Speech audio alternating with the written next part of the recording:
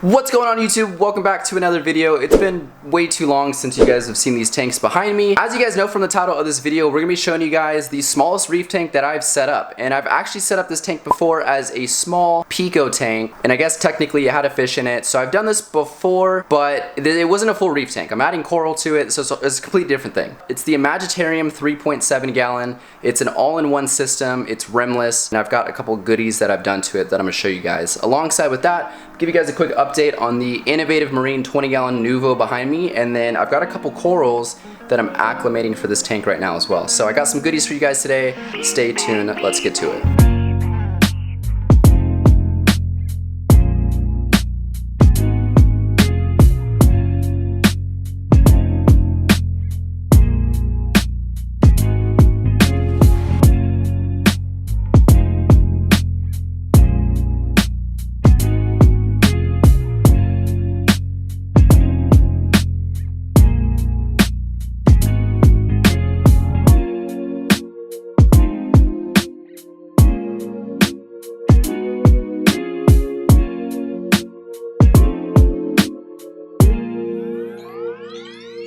Let's go ahead and jump into the 3.7 gallon PICO because, well, it's the main topic of this video and the corals are acclimating. So I'm not going to show you guys the 20 gallon yet. Excuse all the mess to the left over there. That's the ATO for the 20 gallon, but let's go ahead and talk about the PICO right now. So like I said, this is the old Imagitarium 3.7 gallon. It's an all-in-one, and I've used this, I set it up originally as a anemone only tank. And then I broke it down and I set it up as a planted only aquarium. I ended up changing, which I'm not going to show you guys the tank right now, but I set up a 10 gallon planted tank.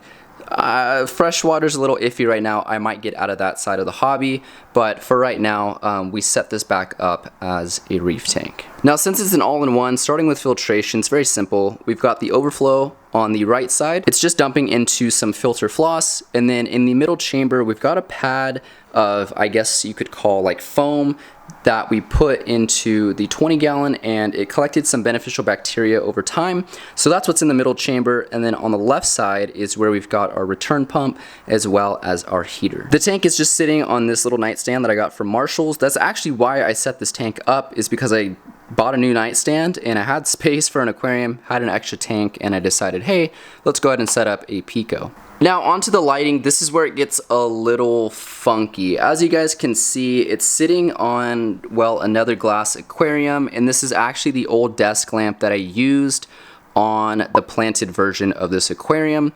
I then bought a PAR 38 LED bulb. I want to say it's like 15 watts. It's got, well, 15 1-watt LEDs in there.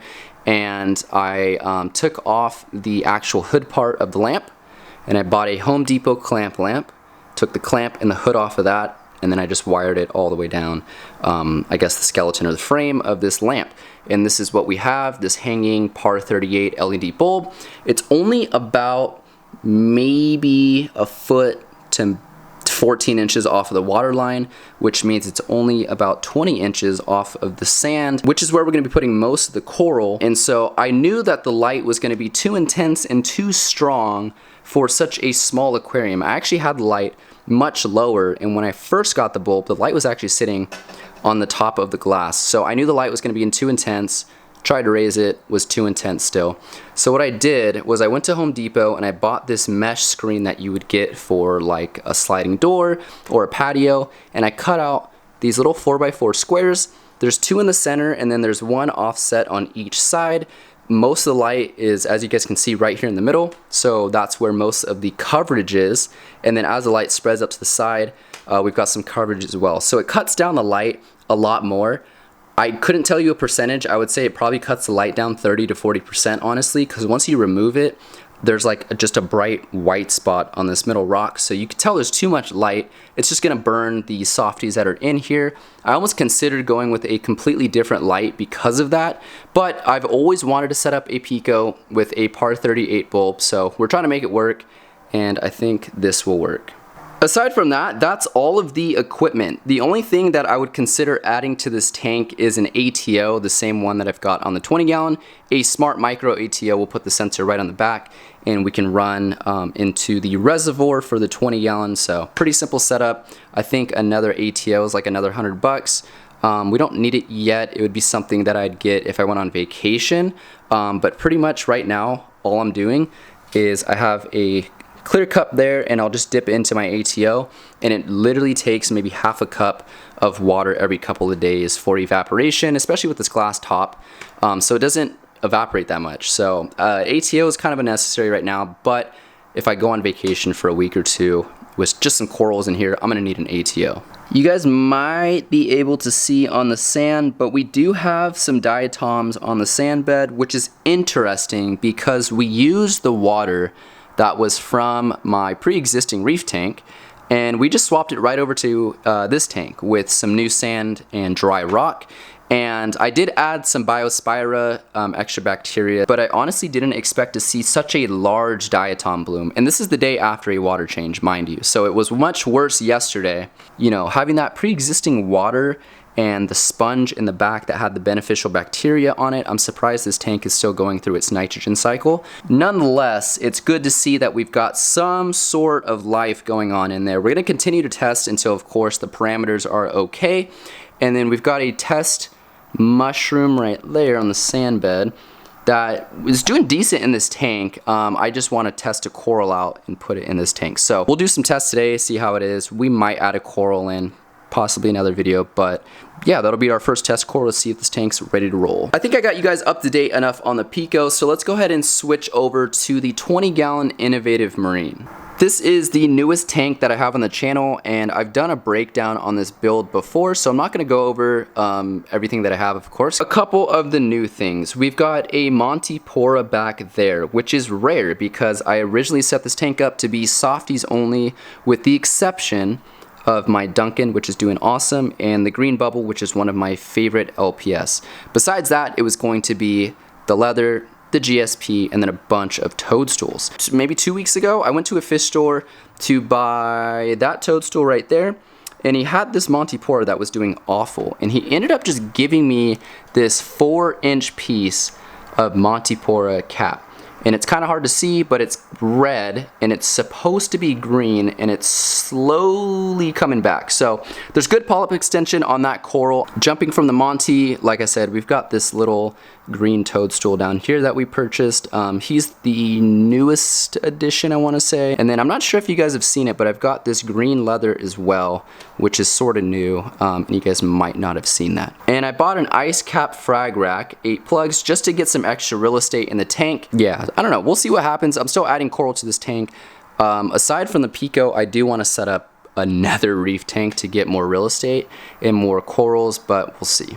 Now, since the Monty is doing good, I have been dosing this tank now since I've got the 2 LPS and now the SPS in the back. I want to make sure that my alk, my magnesium, and my calcium is all in check. Moving on, this is the one coral in the tank that's not doing good. My original toadstool. This is my very first one I've ever had. And we're just trying to figure out where it likes best. I've given it about a week and a half in each spot, and so we'll see how it likes it up here. That's not where it's gonna go indefinitely, but I will eventually move it back to that right corner if it's doing okay, and we'll start filling this frag rack up with some SPS coral. So like I said, I do want to add in this mushroom to the PICO tank and hope that it does well. But aside from that, I want to take some of my smaller toadstools. So like this white one here, I've got 2 heads of this green guy here, and then I've actually got some new toadstools that are getting acclimated right now. But these 2, I guess you want to say 3 heads down here, I do want to put into the PICO. And then the one I bought today, I bought 2 toadstools today, which will probably end up replacing these because they're a little bit bigger. But these 2 toadstools and that mushroom will be the first additions into the PICO, and hope they do good. Not hope they do good, they're gonna do good. We're gonna make sure they do good. We just gotta test before. So we are simply going to finish acclimating these toadstools. There's one of them and there's the other. I usually give it about an hour to acclimate, especially with softies. These guys are pretty resilient. I do not quarantine my fish or my corals. That's something that you guys might be wondering, but I've never told you guys or maybe explained it. But I don't quarantine simply because of the space and the money.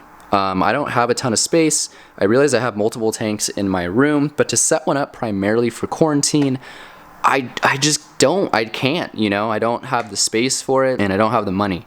So I hope that my local fish stores, you know, are good enough that the corals and the fish won't have parasites on them. I know that's a really bad, like, husbandry or ideology, if you want to call it that, but I don't QT my fish. I don't QT my corals. So if you guys are curious, that's kind of my reasoning and that's my explanation. It's been about an hour now, so we're gonna go ahead and take the corals out of the bag and bucket and put them into the fish tank. So before I take the top off, something I really want to show you guys, if you guys are innovative marine people, or if you have maybe a water box that has a glass, or excuse me, a screen lid, but you want evaporation down and you want to put a glass lid on top. Well, I've got my screen, as you guys can see the mesh underneath. What this glass is, it's an Aqueon, so it's actually the same one. I didn't want to show you guys my freshwater tank, but it's the same one in my freshwater tank. It's their Aqueon lid, and it's connected here at the middle, right?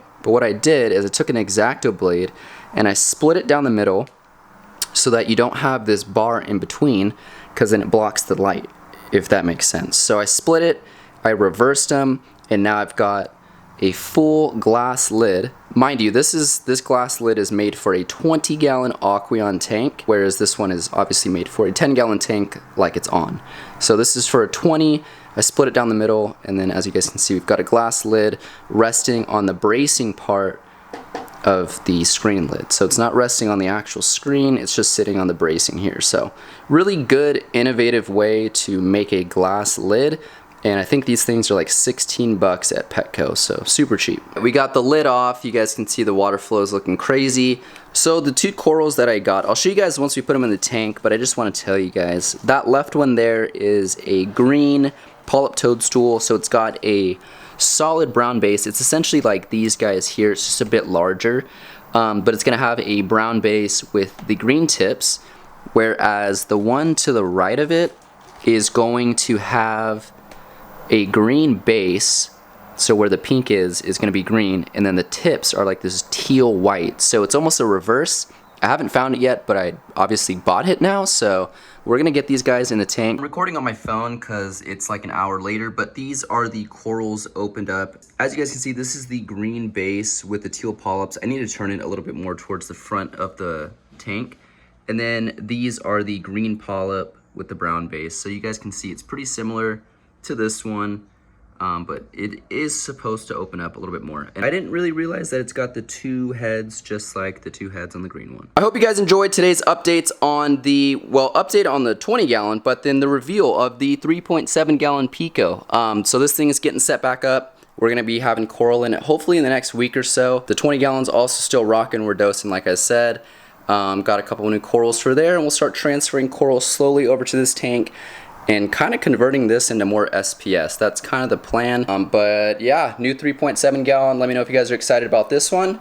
With all that being said, I'll catch you guys on the next one. Peace out.